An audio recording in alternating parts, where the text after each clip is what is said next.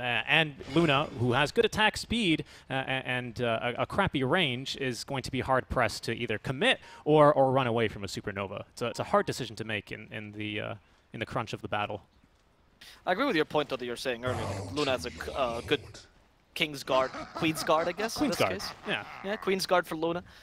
You know, she can do her terror stacks as the DK. Oh wow, this is really going against the anime idea, huh? But she has good protecting cores in the Doom and the DK cores that can easily go in. I feel like Abaddon can do the same thing. The save here is not really that great. Your save is really just against the hookshot, perhaps. Maybe the Avalanche to some degree, but at least you have some healing from the Abaddon. This is a game where SVG could consider the Holy Locket himself just to amp that healing. But I do like the draft overall by Quincy. I think both drafts are pretty solid.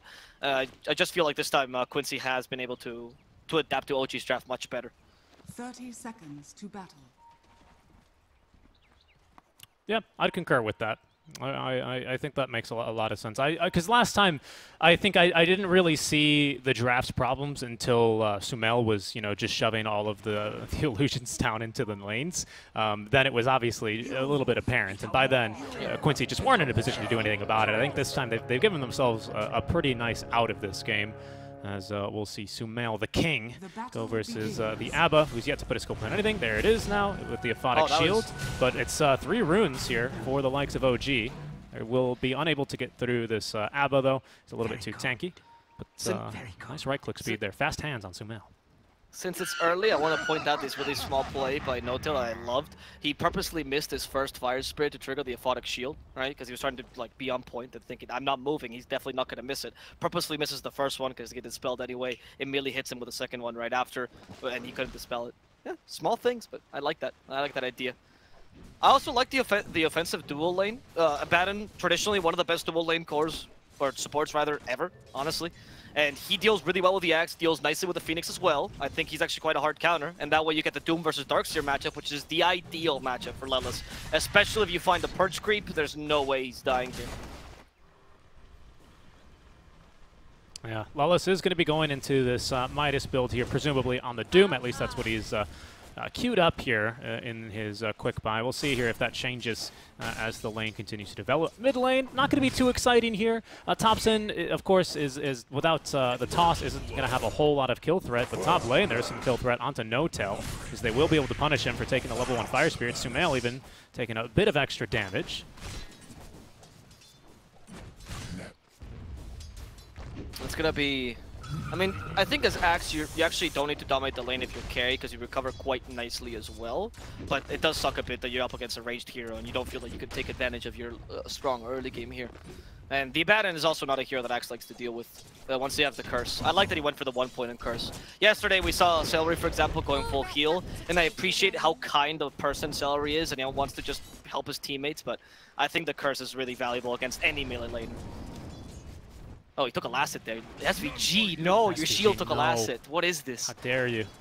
How dare you? Need all the farm we can get on this Luna. Yeah, I like it here. It is going to put a lot of pressure onto Notel. Of course, it's going to force him to trade a little bit less than he would like to. Of course, Phoenix always able to get kind of the last laugh with the Icarus dive as Sumail. Got to be a little bit careful here. Otherwise, thinking about going back for that 4th stack for the Curse, but we'll think better of it. As, there's that thought process where like, oh, if I hit him, I'll hit him even faster. Oh, but then he'll spin even more. Then he'll spin. Yeah, exactly. Yeah. That's the thing. But now he's going to die. Sumail for free? I genuinely just went back for it, and SVG, that Orb of Venom, it's punished him pretty hard here, giving so much space to Yawar. And yeah, it's true that you can recover, but the idea is not to die in the lane, unfortunately. Sumail doesn't have the highest armor early, so the damage from the Luna and the Abaddon really does pile up. Really good base damage on an Abaddon. Yep, both of these slows being incredibly annoying. Yawar, not like this is too bad of a lane for him anyway. Very similar to something like a Timbersaw lane. You don't mind using all of your mana on Lucent Beams just to be able to harass and get Sumail within that kill range. Thompson already utilizing the toss here versus Quinn. But Quinn, 2 points into the Dragon's Blood here. He's gone now for 1-1-2. It was 0-1-2 at level 3 for him. Bottom, they are fighting though versus Lelis. Yeah. Oh, the vacuum sends him back, and Lelis might just die to the Seb, just in range of the Iron Shell. That's a bit too fast. No, creeps are coming for him. Oh, no, the creeps are attacking Lelis. You ate my brother, now you must die. Seb will fall though to the acorn shot from MSS, but That was quite the revenge of the creeps. The Scorched Earth triggered all the aggro around the area. Yeah, Lelos got ganked by the neutrals right there, which wasn't expected, unfortunately, for him. Finally, some justice. Doom's eating creeps every year. They never get any retribution. It is at the very least a deny. So, you know, it's not the best news for Lelos. They are able to get the kill onto Seb. But it's not too bad either, because he's going to be able to get the free TP on back. He doesn't have to use any of these tangos, and without a healing salve, he would have been pretty low HP for the rest of the laning stage, which is not what you want versus the Starkseer Clock lineup. In the top lane, though, Notail does not have the Icarus dive, but LOA just doesn't have the HP here, as the glaives that you are throwing here, triggering a couple of these spins, are more than enough to almost completely kill the Abba. Oh, but so since Yawar is still having a pretty nice farming lane, you know, and definitely he's a bit faster a farmer than the Axe. I don't think it's too worrisome right now. The onus right now for OG, I think, stands on a really strong Thompson that did win his lane against the DK, and will now start to gank all over the map as he likes to do. Oh, Thompson's actually considering a Midas here. Interesting. As per usual, you look at whatever Thompson's building and you go, oh, okay. Maybe he's looking to be like a secondary option for a carry in case the Axe doesn't work out, you know, instead of a Tempo Tiny, being able to rotate into being a true carry in the late game. I don't mind this with a Shard build.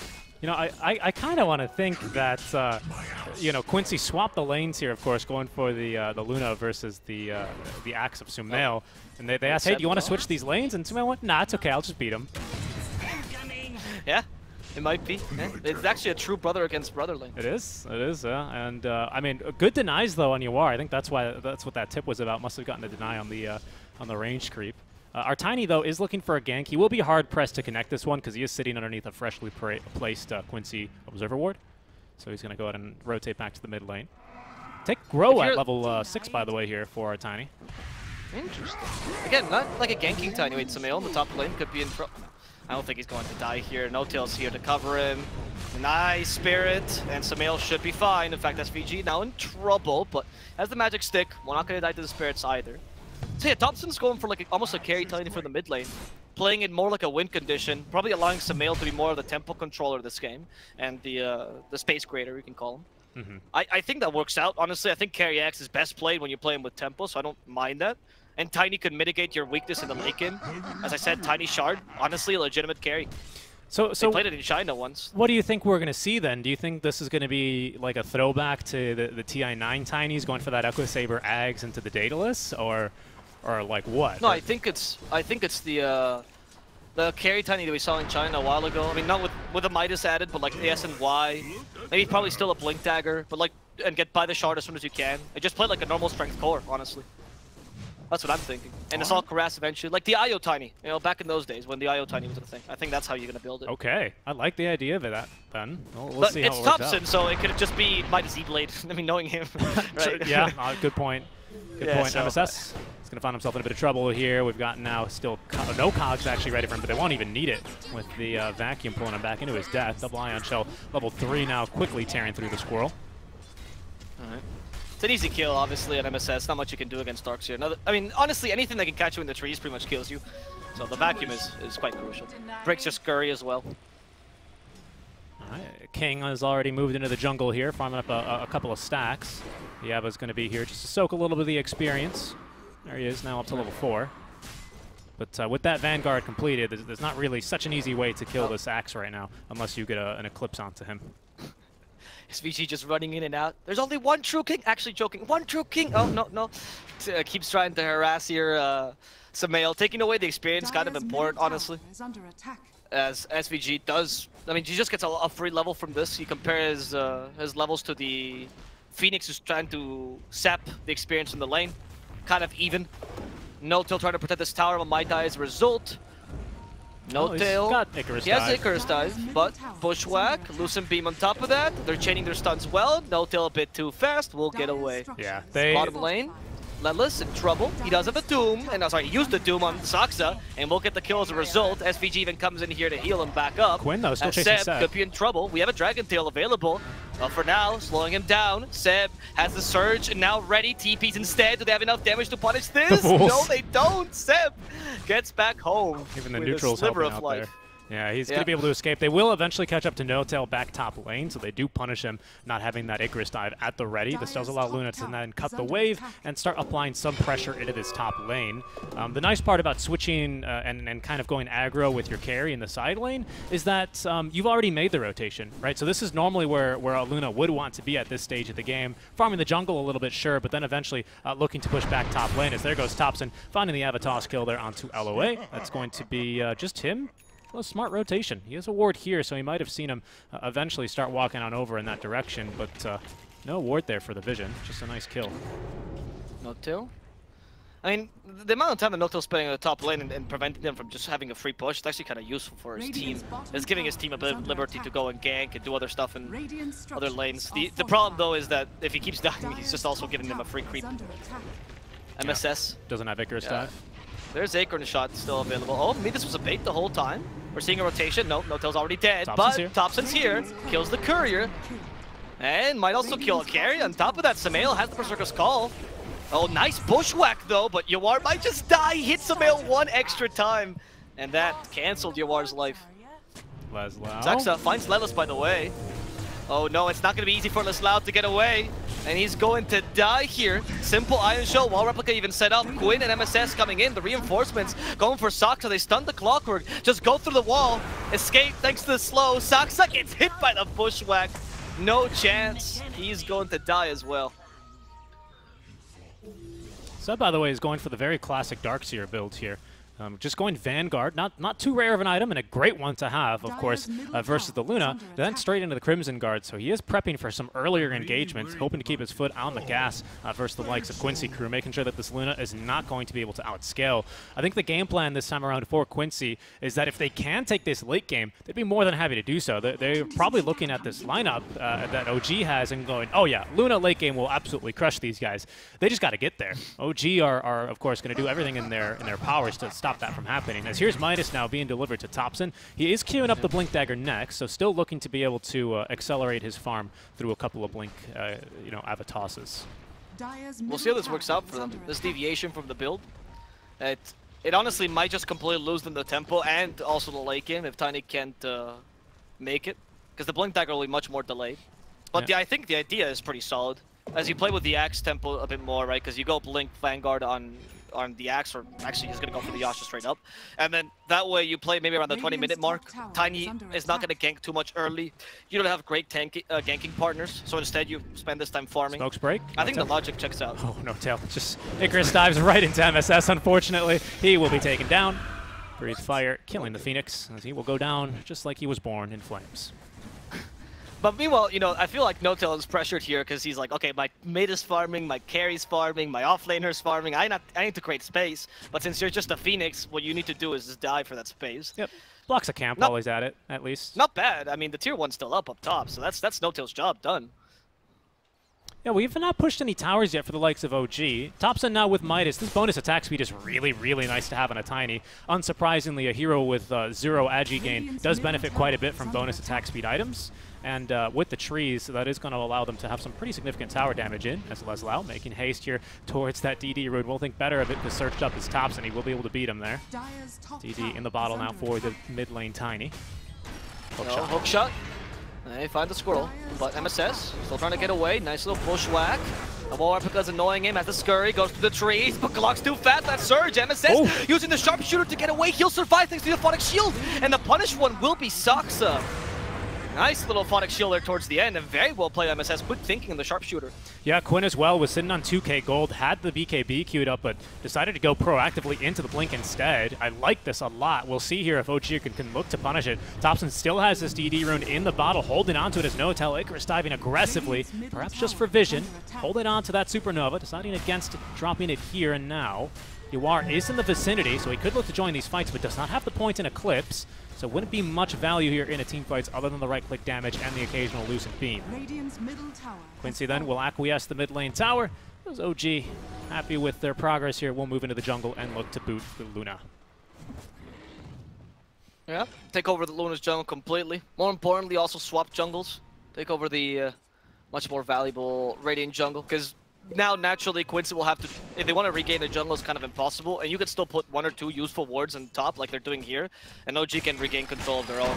Hook shot actually read well by Quinn. Not gonna catch up to this guy. This guy plays Ember Spirit. What are you thinking? Yeah, and that was all thanks to this Observer ward here. Saksa thinking he's got a ward up on the high ground. A good guess. He might decide to ferry out a couple more sentries because there's no way he just makes that blink like that off of the sound cue alone. Did you see him pinging all over the place? Like, there's a ward here or here. They're using so many sentries. They can't find this ward. Sometimes the best hiding spot is just in plain sight, huh? Very true. It's pretty common. Out of the outpost, like just barely out of the range of the outpost. It's a super common ward spot, though. I've been watching a tons of replays and keeping an eye on warding.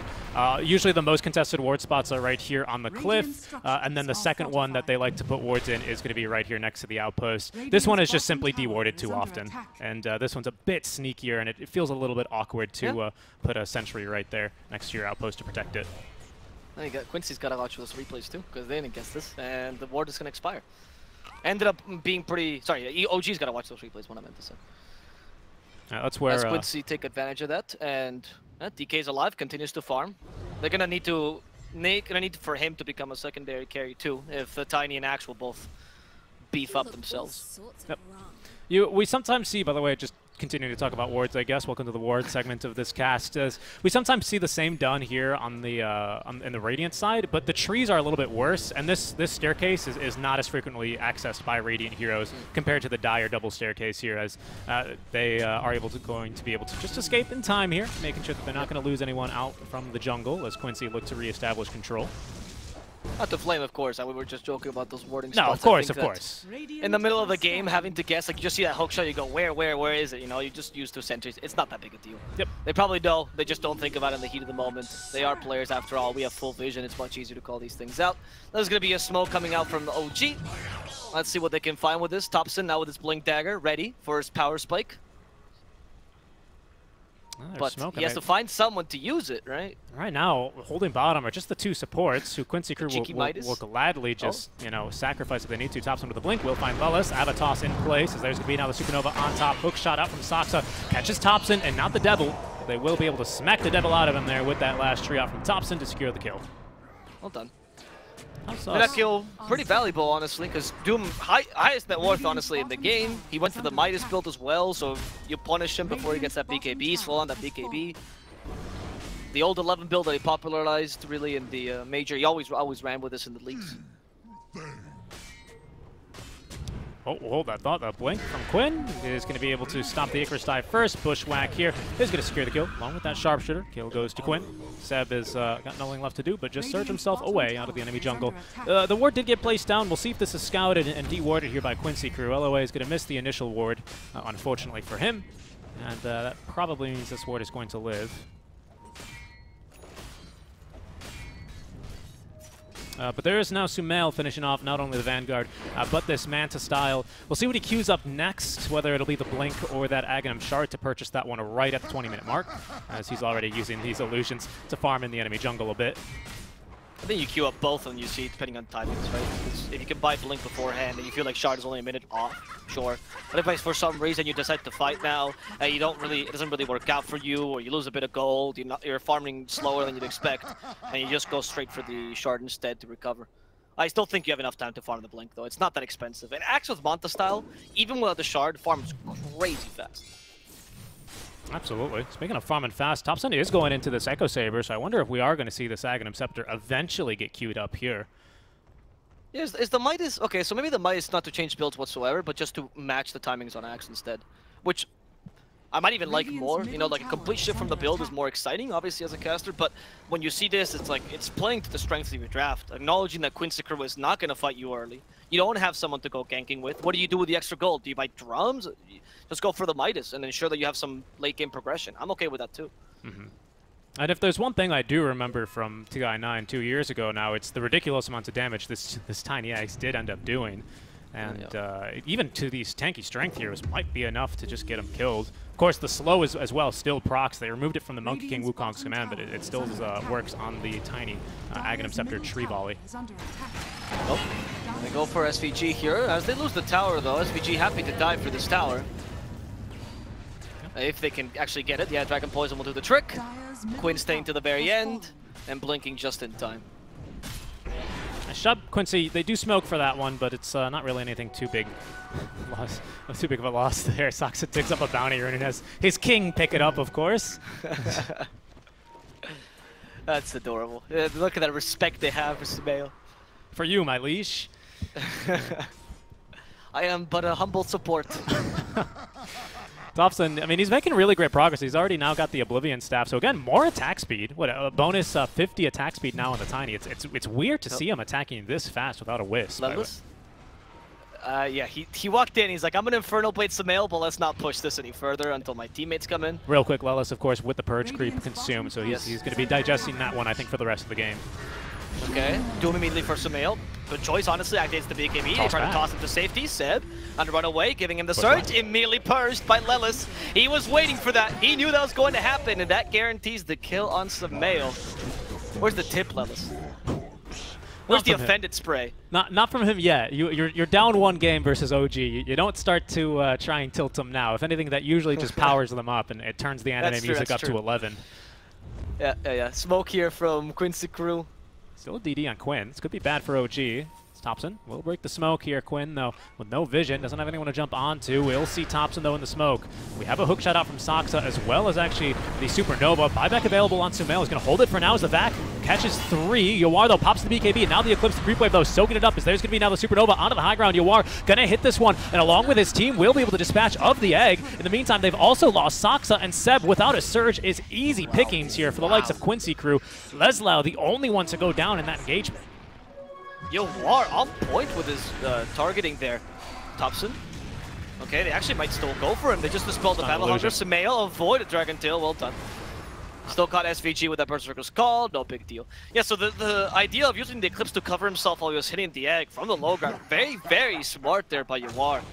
And even the Glaze ended up killing some of the supports. OG had no way to murder him there because he knew he had just wasted their big combo. Well played. That was a very consistent play. Yeah, I like it. It's going to be a big win. Unfortunately, without the ultis and Elder Dragon form ending, they're not going to be able to turn this into objective, whether that be a tier 2 or Roshan. But it's the nice play of aggression. It's the opportunistic smoke, right? Where hey, we just got a kill. We used a couple of ultis. Their counter initiation's really weak right now. Let's go and look for an extra +1, an extra +2. Works out beautifully for Quincy crew. They extend their network lead just to a friendly little 3K here. They're going to have to be a bit careful. What that also does, by the way, is it buys them time for Lelis to get his Doom back online. It's 20 seconds compared to if they don't fight right now, OG likely group up and look to fight around the cooldown of Doom. They just don't have that option anymore. Yeah, and because of that fight, you also delayed the Blink Dagger a bit further on Sumail. I mean, you just got the Shard instead, like I said, right? If you feel like you can't farm the Blink Dagger in time, you need to go for recovery. Shard is better, it improves your farming speed, but this delays the time where you can fight even further, right? And oh, okay, Thompson is going to be going for SNY, by the way, so some mix, somewhere in between of what we're saying. It's the ultra scaling, isn't it, right? It's of course Echo Saber, because it's a great farming item, especially on Tiny. It's got a lot of use for that doubled attack. SNY, because of course Sanj is pretty busted, especially because the healing that you receive from Sunray is going to be buffed not only by this eventually Holy Locket, but also buffed by your own Sanj. And being a tanky hero, that's a lot of HP, that's a lot of healing, and we don't have the best burst, to be honest, for you. Thompson's not going to be dying within, the first 6 or whatever Eclipse shots that could connect onto him if there's a Sunray on top of him. So it's I like the builds. It's just pure late game scaling, giving them a plan B into the late game should they need it.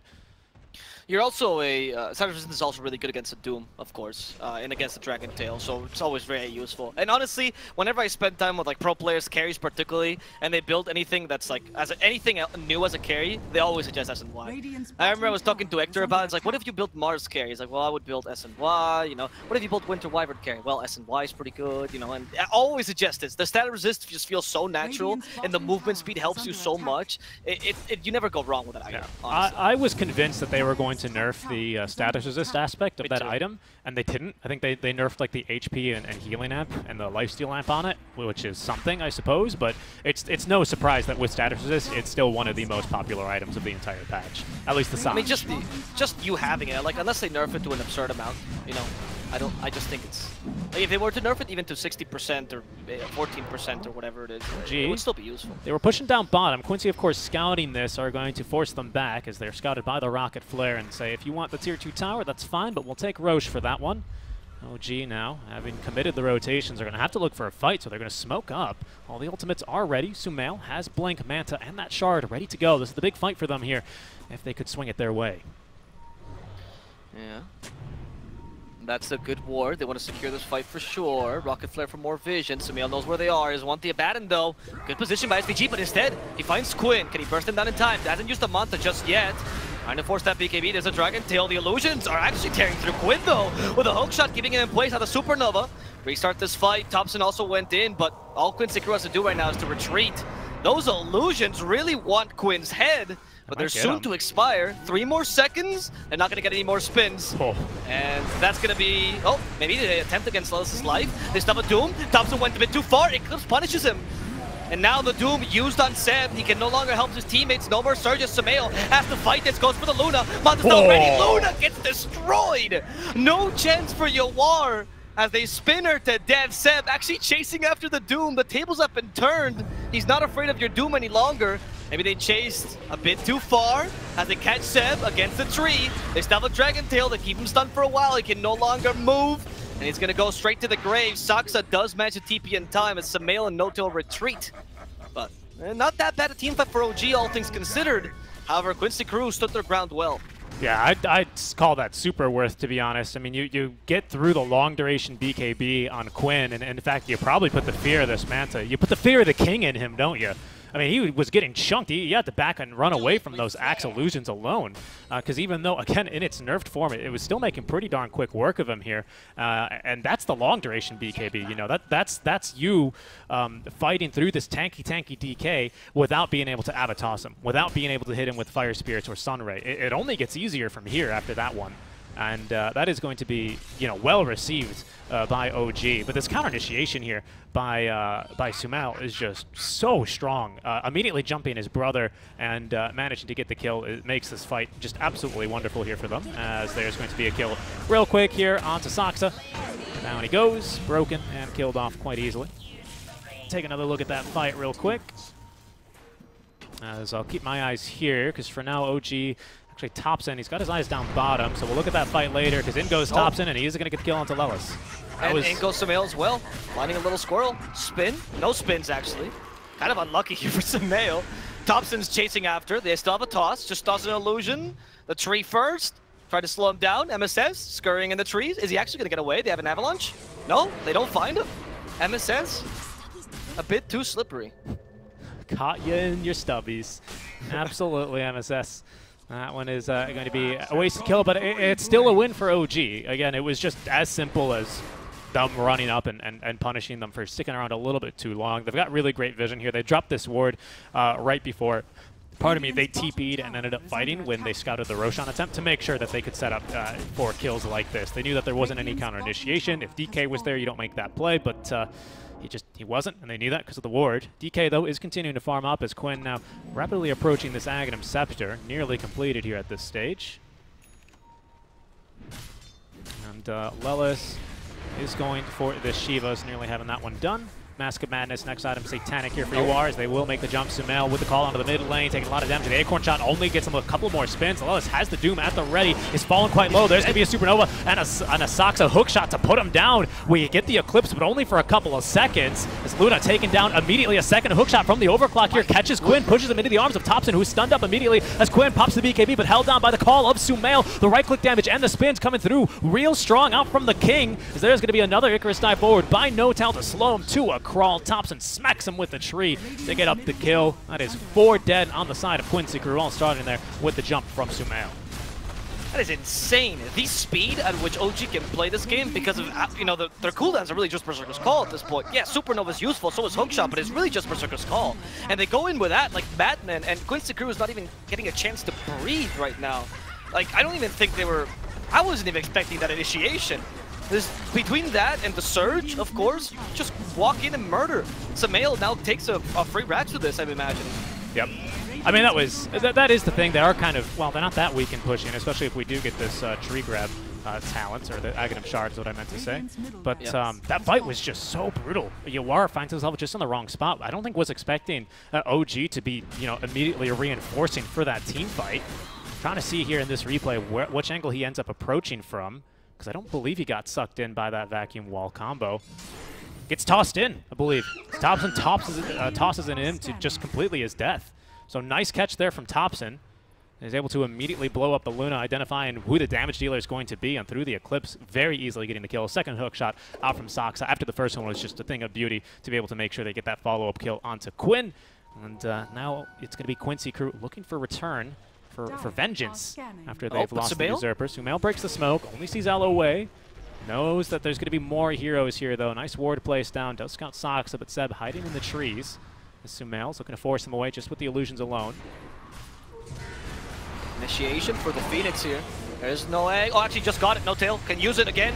He wants to put himself in position right behind him. They're giving them no chance to retreat. They're stuck in those cogs. What are they going to do? Literally destroyed there. All three at once. Those supports pretty much winning the fight for them. Spin to win. I mean, it was honestly just No Tail and Saxa there. Condemning Quincy crew. Crushing them because they chose to go in a choke point like that. Yeah, and then of course having that second hook shot just for the insult, really, is going to possibly condemn Quincy crew here. 11k net worth lead. You got buyback on at least 2 of your cores, but Quinn without buyback and Elder Dragon form or BKB for some time now.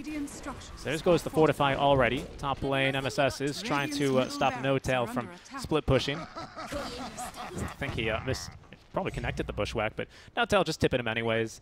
No Tail's just here to cut the wave. Yeah, they're eventually going to want to bring more pressure here. You know she's winning when they bring out the tips. First you tip, then the voice lines, then it's the fountain dive. Then it's the fountain dive, yep, in that order. Let's see if this game they can afford to do that as well. I mean, I think Quincy still has a chance to bring this back, not gonna lie, but it's a tough one, right? You have a good single target initiation, decent save, but it won't work against the Axe. What Quincy needs to do is just be able to organize themselves appropriately against this incredibly annoying Vacuum and Berserker's Call. If they're able to take a fight on their own terms with the lines that they want, with DK Doom in front, Luna a bit back, being able to put out damage, Hoodwink and the advantage of saving people left and right, it's still possible for them. It's just so difficult to do that against a haphazard OG. Yeah, and the builds that they've gone for here in OG are making this game really difficult for them to play. Thompson decided against going straight into that Crimson Guard that he had queued up initially, but Sumail did itemize, I think, quite beautifully this game. Of course, the Vanguard, the Manta, the Blink, the Shard, but straight into the AC immediately after. Helps out their push, helps defend against the Luna, helps you get through all that armor of hers as well as the DKs. So really, really nice items and a good itemization here. Sumail now, the King with his second life, so long live the King twice. Will be able to even jump in further aggressively here, especially after he completes this overwhelming blink. Already clocking in at 3,000 HP. Is going to be looking to pick up a bit more after that Reaver. But hey, if history has taught me anything, is that kings die when you least expect it. So it's the turn for the Usurper to start doing his thing. Let's see what Big Bro can do now. It's hard though, Avo, because we can't put him out of position. We don't have like a mag. We don't have a tiny, right? Like he's gonna have his team, and now with 3,400 HP, I don't know how we get through him his first life, let alone the second life here, especially with so much healing coming through. It's gonna be difficult. Quincy are quite facing an uphill battle here. Oh, there's a smoke here. Sumail. What's he going to initiate on? If he catches Quinn, this is bad. Oh, the missed Berserker's Call is your chance, Quinn. They hit immediately. Hook shot stopped. There's no Berserker's Call. They're still dealing a bit of damage, but not that big a deal. In fact, Supernova even got used here. It's not be a chance for Quincy crew to walk back in. They still have their ultimates. They just need some stuns or something to deal with Sumail, but oh, even if now you can't go against them, I mean, I guess there's an Aegis, but what other chances will you have? Thompson, by the way, just going into the demo mode tiny build. He's figure out how quickly he can beat through these barracks. Moonshard queued up next after the Echo Saber SNY. Of course, still getting this bonus attack speed from the Hand of Midas, but once more, holding on to the Elven Tunic, holding on and building up towards that Hyperstone. Love to see it. Bushwhack. Okay, I mean, they're trying their best at look at the heals. What do? You do nothing. Oh, in goes Thompson. There's the Eclipse used by Yawar. And Clips puts him in a pickle. Okay, they actually broke some mail. That's a lot of damage. the The back sharpshooter wall. in the vacuum puts him back in the wall. Luna needs to run away. She can't hit anything. In fact, she's close to the cogs. Saxa deals with the award alone. As Samil only lost his first life. The Doom's been used on Sev, but he just wants to tank this. They go for Quinn, and Quinn falls. SVG won't last either. They even found the dive ever so slightly to get Lelis out of his comfort zone and into the grave. OG will win game number 2. And 2-0 Quincy crew. Yeah, really convincing gameplay out from them. 2 fantastic drafts and solid gameplay to back them up here. I love the like watching Topson back in his groove, you know, being able to go for these clever builds or these unique builds